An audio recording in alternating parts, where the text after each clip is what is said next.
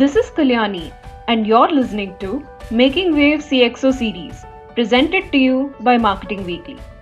In each episode of this podcast, we attempt to showcase the worldly outlook of top business leaders through a set of thought provoking questions. Today, we have with us Mr. Ashish Chandra, who is the CEO of Airtel Sri Lanka. Mr. Ashish Chandra has an illustrious career of 25 years in Telecom, having previously worked with Reliance Communication, MTS, Vodafone and Vodafone Idea. He has managed several leadership roles and has diverse geographical experience across various states in India and now Sri Lanka. Without further ado, let's dive right in. A very good morning, sir.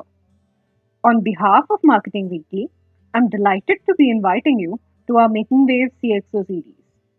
Being in the telecom industry since 1997, you must have witnessed the evolution from telephone booth to today's 5G world.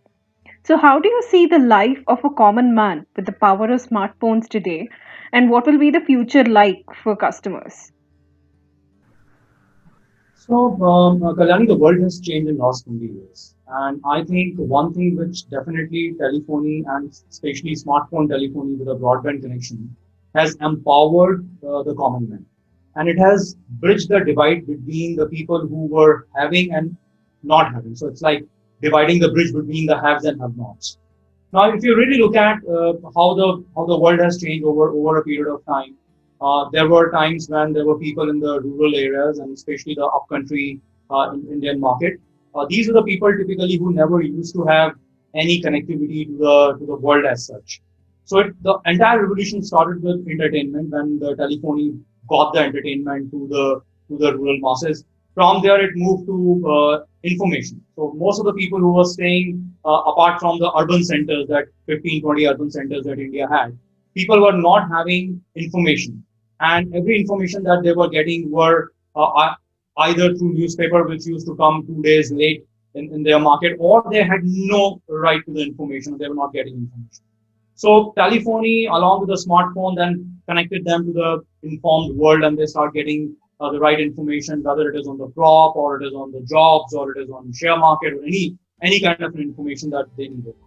Third big digital divide that it bridged was education, because not everybody was getting an access to an education sitting in the far-flung areas. And we have seen this in last few years, 5 to 7 years, that more and more content is now getting online with education. So everybody sitting all across have same access to education as anybody who's sitting in an urban center. So that's another divide that it was able to bridge. Another thing that I think which telephony or the telecom has done beautifully in last few years is taking the financial inclusivity to the last one.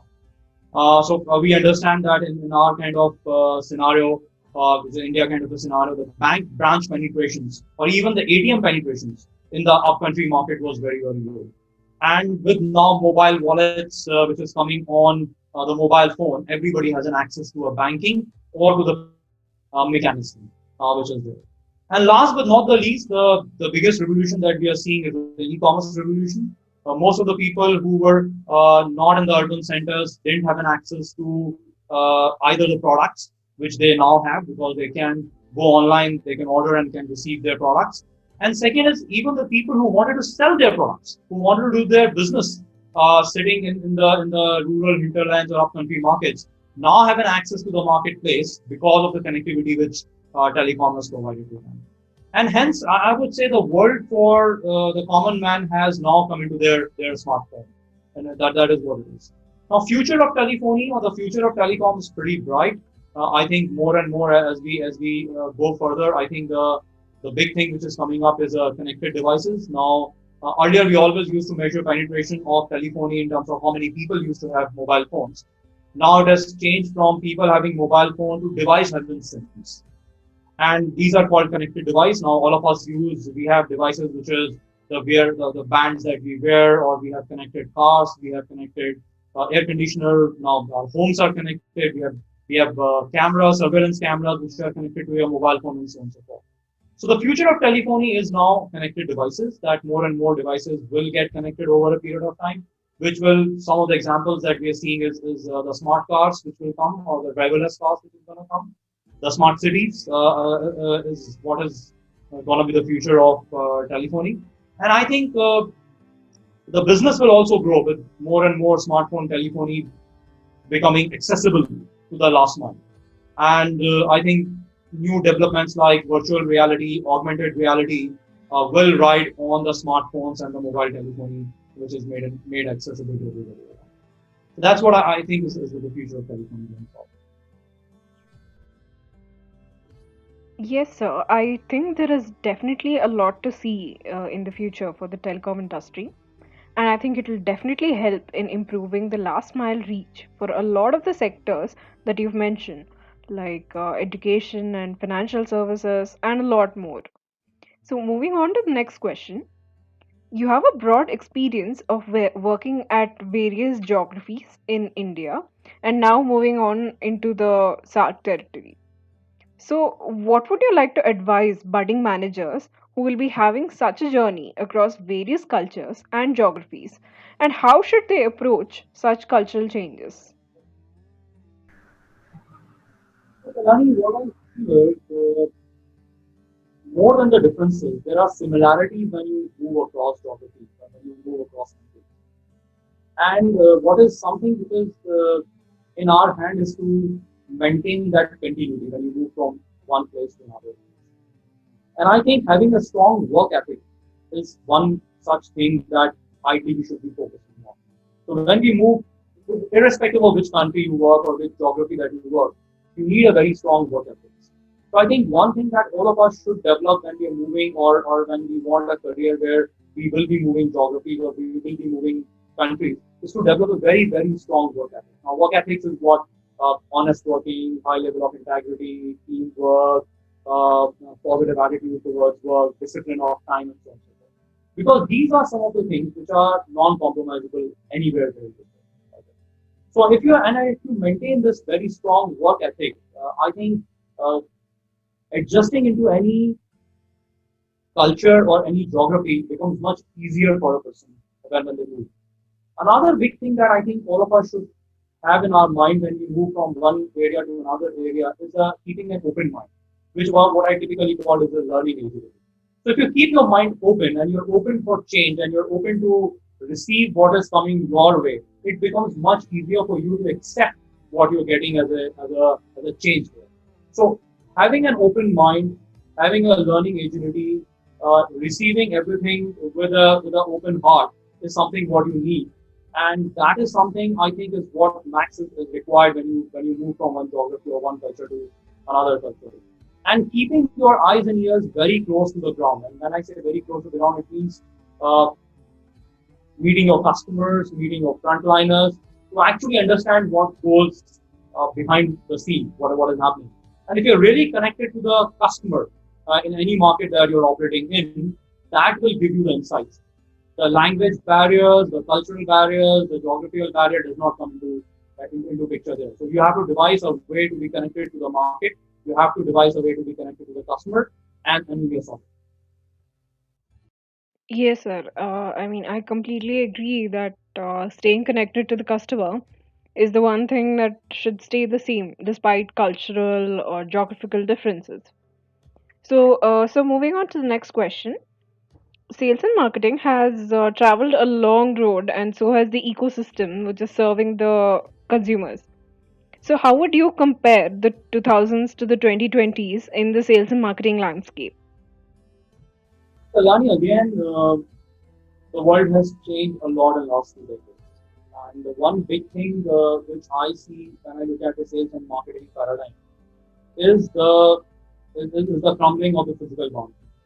So in early 20s or even in late 1900s, and I always used to remember whenever you used to make a product, you used to market in the local market, and the competition is restricted to the people who are within those geographies. There were a lot of barriers which used to be there for other products to come into the market. And hence, the entire marketing and sales approach used to be different.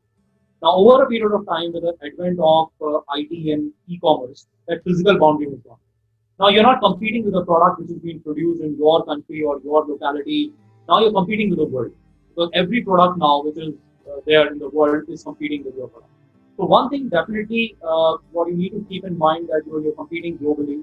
So the product that you produce needs to be world class. The entire marketing strategy that you need to devise or the sales strategy that you need to devise has to be world class and keeping the globe as a market in your mind than looking at purely as a local market. Then with the advent of internet coming and more people we were talking about when you asked me what how the world has changed with the smartphone. Now the lot of information is available to the end consumer. So you can't fool the consumer. You can't tell them something and they're gonna believe you because now every information is available on a click of a button.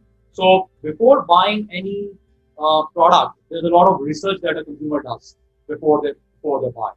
So hence the availability of information, because of the availability of information all around, you have to be visible in multiple platforms. So it is earlier it used to be you give a newspaper advertisement and you put up a hoarding, max you go to a TV and an ATL activity and then you solve it.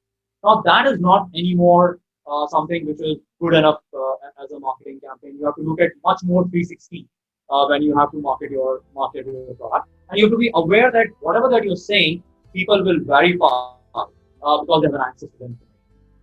Another big change that I've seen over a period of time is we always used to in marketing, and I was my marketing course. We always used to read that every happy customer tell three customers, and every unhappy customer tell 10 customers, and hence keep your customers happy.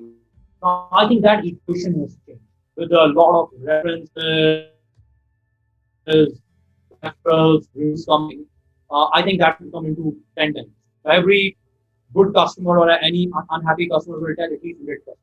And the reason for that is because for everything that you purchase, you put up a review.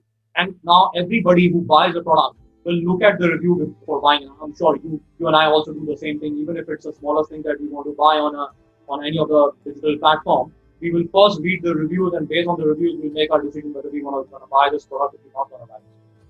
And hence, I think the referrals, review mechanism is becoming very, very important. And that brings me to a point that says that earlier it is the product that you used to sell. Now it is the product experience that you sell. So it is not only the hardcore product which makes a difference now, with what it used to be earlier. Now it is the pre-sales experience. It is the communication. It is the product quality. It is the post-sales experience. Everything creates a product experience.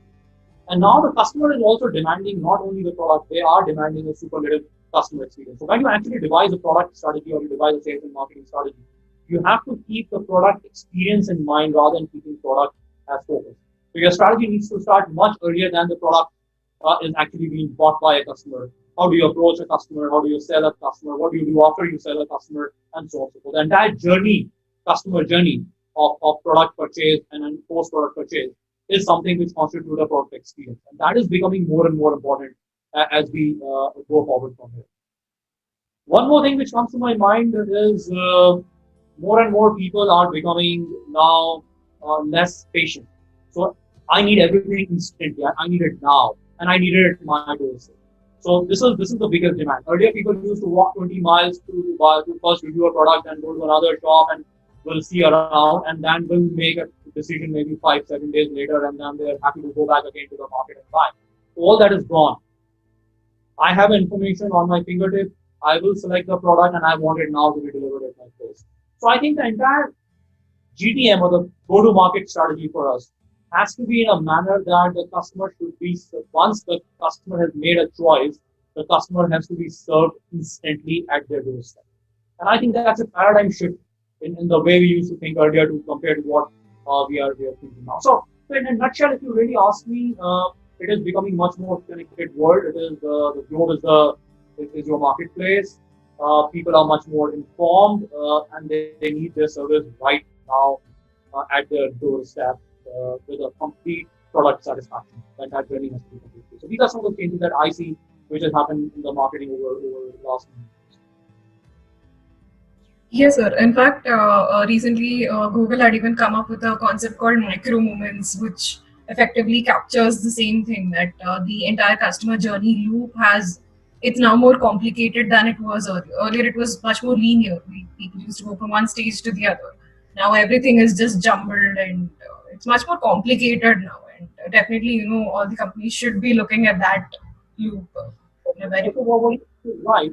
Another thing which I think what company needs to look at while they're not doing it, but, that's a suggestion that I always give to all the marketing people that I deal with, is how can we simplify? Because simplify is also a value.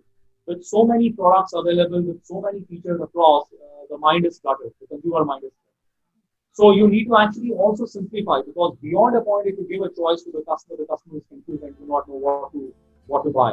And in that clutter, if you can stand apart as a product which is very simple and easy for customer to understand and make a choice, definitely that also become a USP of the product. So if you can actually simplify your product, offering services that you're giving, which is easy for customer to understand, to use, uh, that itself is a great marketing strategy to follow. Yes, sir. Thank you so much for that. And all right. So the next question is, so managing the work-life balance, it is eroding in today's corporate culture, and especially in the post-COVID era, where your home has become your office. And so, how do we train ourselves to maintain the highest work quality while keeping in mind a balanced life and every other responsibility that we have? So, Kalyani, work-life culture, I always believe is in the mind of the person. And whether you're operating from home or you're operating from office, you need to demarcate different time for different areas of your life. And typically, the way I do it, I always allocate some time for my health because it's very important for you to be healthy if you really want to be working well. Then you need to put up some time for your family and friends because the social because human being a social animal, you have a social need to connect with people. So with your family, with your friends, with society in general, you have to do that. Then you need to keep some time for pursuing your hobbies because you also need to unwind. You cannot be working 24 hours a day and completely be focused on that. So you also need to keep time for your hobbies, and then you have to manage work around this. So while in our life, depending on the career stages that we are, the work occupies the maximum time out of this. But that does not mean that you should completely eradicate other things out of your life. All these things needs to be there in your schedule, and you need to put up the time. Now, the way it works best for me is I earmark specific time. Like the morning time is my time. I do my exercises, I do my sports and stuff in the morning. Evening time is my family time. Once I'm back from office and that stuff. Probably the weekends are something when I pursue my hobby. But then I stick to these. So there has to be a discipline to stick to what you have decided that you. Uh, Now with the work from home, it becomes even more difficult to maintain that ritual. And the reason for that is because when you go to office, there's a ritual that you follow. So when you go into the office, your mind unwinds winds up and then sees that now you're going to office, so you need to move to a mode which is a work mode. Once you're coming back, your mind now knows that you've shut down your laptop in the office, you're traveling back, you're unwinding into a family kind of a scenario. Now those rituals are gone when you're in a work from home scenario. So hence you need to create those small rituals to still follow what you used to do when you used to work from offices. So something which works really well for me is in the morning when I get up, I have a time for office. I'm blessed to have a small room in my house which I made up converted into my office. So I get up in the morning. I do all what I used to do earlier. I dress up to office the way I used to dress up when I used to go to the physical offices, and I enter my small room which I've converted into office like an office, and I have timings for that. So there's a fixed lunch time, there's a fixed tea break time that I have, and the family knows that this is the time which is my office time. They're not supposed to come into that and disturb me. And it is not that if I do not have a work, I will just meander around the house and will chat up with people. I will keep myself in this office of mine which I've created now. And then there is a closing time. So after a particular time that I've decided for myself, no more work because typically what happens is when you're sitting at home, the entire day is a work day and entire day is a home day. We should not do this. So you again create rituals, you allocate the time, and that is something that you're gonna over a period of time get used to, and that will create a kind of a work-life balance for you. And I think everybody have their own style of getting up to this. What I've shared with you something is more for me. Yes, so definitely. I think that compartmentalization is very important, or else everything just gets muddled up, and we would not be able to focus completely on one thing. All right. So this question is for our readers who have just started their corporate journey or about to start it. So, what would you like to tell us? Especially to the 25-year-old you who has just started his management trainee stint. So if I really go back to my management look back, some of the advices I would like to give back to the people would be one is there's no shortcut to success. Hard work is the only way to go up because a lot of us when we had freshly come out of management colleges and then we got into this and we always used to think that we are born with a talent or at least we're the biggest lot of the people and hence we got into the B colleges and once we are coming out of the business colleges we are the best among the lot and so forth. And I think very soon this myth get blasted. Okay, so one thing which all of us should carry in our mind, especially in the early days of our career, is uh, there's no shortcut to hard work. There's nothing called genius. There's nothing called talent. The genius and talent is also developed through a hard work. And I think all of us must have read in multiple things that it takes at least 10,000 hours of work to develop an expertise. And that's actually true. So the one who's able to put up this 10,000 hours early in life are going to succeed more. So if you really want success to come your way early in life, and if you're aspiring for that, you need to put in that many more hours and faster than other people. That's the only way to succeed. Second thing, as I said earlier, also, and I would repeat it, and I would repeat it multiple times, is customer is the best teacher. So typically in the early years of yours in the organization, you should try to connect to as many customers. You should walk the market as much as you can. You should meet the frontliners as much as you can. It's like the more time that you want to spend in the market, meeting the customer, understanding them, better careers you're going to define for yourself over next 20 to 30 years of your working life. Because if you have understood customer and the customer psyche pretty well in your first 2 to 3 years, most of the decisions that you will be taking later in your careers will be much more right compared to if you don't understand that. So be in the market, and a lot of people who typically join organizations in the early years shy away from go to the market. They think that if they're coming from the best of the business school, why should they be dirtying their hands, walking the markets or doing stuff or going to the rural areas or other stuff. And I say the people who have done that are the best people in their career. It helps a lot. So that's the second advice I would like to give. Third advice, if you really ask me, is something I think at this time again keep your mind open and learn maximum. So this is an opportunity for you to ask any question, and nobody is gonna mind, and nobody is gonna think that you're asking a stupid question. So more and more question you can ask, more and more you can learn about different areas of work. So while you may be in a marketing intern, but what stops you from asking what happens in finance and what happens in customer service and what happens in HR? Because this is the time that you can actually widen your reach of knowledge, and nobody would mind imparting this knowledge. And this liberty you may not have once you've risen higher into higher ranks, where then you're expected to know a few things, and then you may not be asking these kind of questions.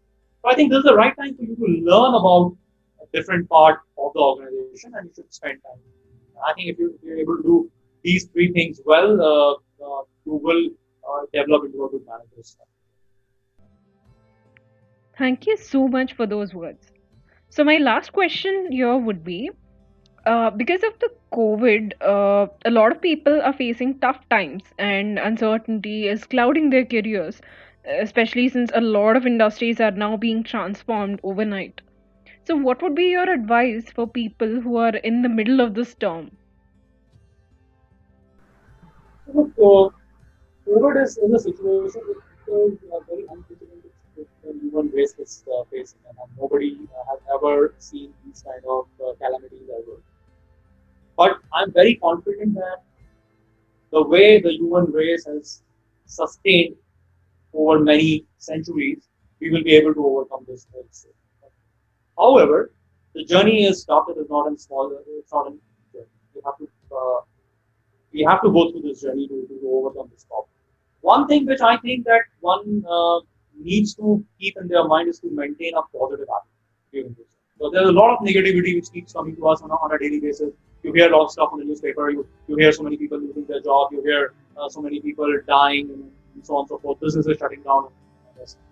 Now we need to train our mind to keep a positive attitude towards life, and we need to find out our own ways of the silver lining in this cloud. Things like uh, you're lucky that you're getting time to spend with your family. You're lucky to get time to do things that you never get chance to do it because you're sitting at home and you have an access to lot of time and is available on your hand. You're learning many more things which you've never done in life. So you need to keep a positive attitude by thinking positive about things. Another thing that all of us should keep in mind is that with the COVID getting over, the world is not going to be same before the COVID started. Because last 6 months and probably the next 3 to 6 months more will teach us a lot of new things. One big thing which has happened is the work from home as a scenario.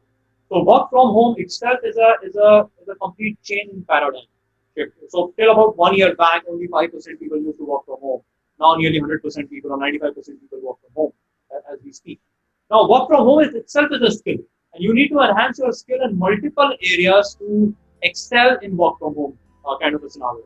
So things like remote working, flexible hours of working, working under lower supervision, where people are not meeting face to face. So I think you need to develop a lot of skills during this time. Because this is an opportunity for you guys when we are sitting, or all of us are sitting at home, to excel ourselves in these skills, so that when the office opens up or the physical spaces opens up, okay, and the world is not going to be the same what we used to be. It will be a hybrid of work from home or a remote working and the new working. We are very well prepared for that. So I think we should spend this time honing our skills to be prepared for that kind of a scenario over a period of time. And what I firmly believe is that every adversity that we go through leaves us much more stronger. It teaches us a lot. And this is not only about this adversity. Every adversity which whether you and I would have gone through in our life also.